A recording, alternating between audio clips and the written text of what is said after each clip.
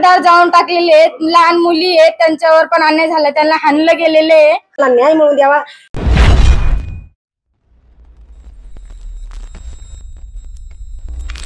माझं नाव कोमल काळे आहे आणि मी राहायला शेवगावला आहे आणि इथं आम्ही 12 वाजता आम्हाला बातमी आली होती की यांचे घर वगैरे जाळून टाकलेत आणि लहान मुलींवर अन्याय झालेला आहे आणि लेडीज फक्त तिथं लेडीजच होत्या, त्याच्यासाठी आम्ही इथं आलेलो आहे। तर आम्ही अजून तिथं घटस्फोटवर गेलोच नाही, अजून बघितलं नाही आम्ही काय परिस्थिती आहे तिथली। तर आमची नम्र विनंती आहे की जे लोक आलते तिथं। हळू सांग, हे खोक्या भोसले जे आहे ते तुझे कोण आहे?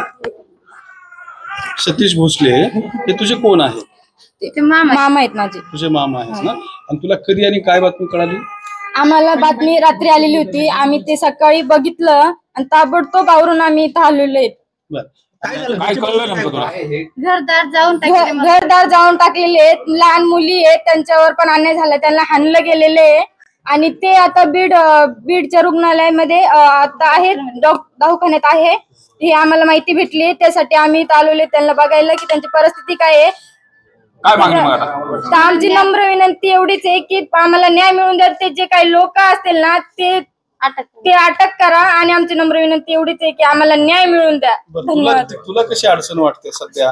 तू कुठल्या शाळेत? मी त्रिमूर्ती शाळेत आहे, मी शेवगावला, कारण की आज ह्यांच्यावर झालंय, आमचे लोक शिकत नाही, उद्या आम्हाला पण बोलते की ही बोल कशी भीती वाटते? कसं हे होत आहे तुझं? शाळेवर जायला वगैरे भीती वाटते? हो, आम्हाला शाळेत जायला भीती वाटते की हे सर लोकांना काहीतरी व्हिडिओ व्हायरल केले की सर लोकांना धमकी देतात, असं व्हिडिओ व्हायरल केला गेला, पण ते न्यायासाठी दिला होता, मुलींवर अन्याय होता म्हणून ते बोलले होते की मुलींवर छेड करू नका, हेच बोलण्यासाठी गेलती, पण लोकांनी त्यांचे वाईट व्हिडिओ व्हायरल केले, त्याच्यासाठी ते म्हणते ते आम्हाला जायला भीती वाटते। आमचे बोर्डाचे पेपर चालू आहेत, आता आम्हाला जायला सुद्धा भीती वाटते की आम्ही कसं जावं। हे जे तुझे मामा होते कसं वागायचं तुझ्याशी? कसं होतं त्यांचं नेचर? ते खूप चांगले होते, ते कधी वाईट काम केले नाही, आम्ही इथं सांगतो की कधीच वाईट काम केले नाही, आमच्या नजरेत कधीच वाईट दिसले नाही ते।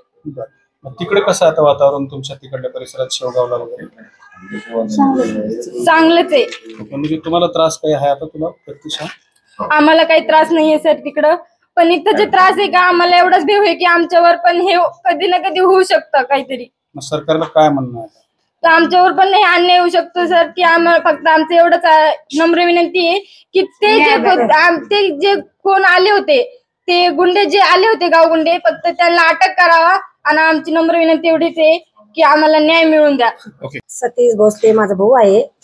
तर मी हे प्रकरण आले नव्हते, मला जी चौकशी चालली आम्ही मोबाईल वरती पाहत होतो का जो काही अन्याय होतो खरं आहे का खोटा आहे, म्हणजे हे पोलीस लोक चौकशी चालू आहे, SP साहेबांची चौकशी चालू आहे, पोलीस डिपार्टमेंट शेवगावची आपले शिरूर का असं तिथं जी चौकशी जी चालू होती सतीश वरती, तर मग ते आम्हाला मान्य होतं सर कायदेशीर, पण हे घरदार पाडलेत आणि हे बुलडोजरनी घरं पाडले आणि घरं पाडल्यानंतर काही वेळानंतर त्याच्या 4 घंट्यानंतर 2 घंट्यानंतर अशी खबर आली का त्यांचे घर पेटवून दिले आणि घर पेटवून देऊन महिला लहान महिला लहान मुली आणि कोंबड्या शेड गाई आणि ते आपले बदका वगैरे छन्नक मुर्ग्या वगैरे ते पाळलेल्या आहेत सर।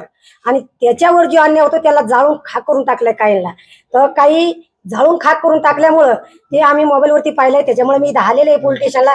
काही महिला काही छोट्या मुली ते दवाखान्यात ऍडमिट पाठवल्यात ना बीडला, पण असं बी इथं मला माहिती मिळाली शिरूर इथे सर। त्याच्यामुळं कसं आहे, मला त्यांना न्याय मिळवून द्यावा हे माझी बीडच्या SP ला माझी विनंती आहे का जो रात्रीचा जो अन्याय आहे, पहिला जो सतीशवर अन्याय होता तो अन्याय आहे का नाहीये, तो सरकार त्याची तपासणी चालू होती, त्याला तिकडून परग्रामातून धरून आणलंय आणि त्याचा जो तपास होईल तो पोलिसांकडे होता आणि तो आम्हाला मान्य होता का काय तपास होता पुढे पाहू।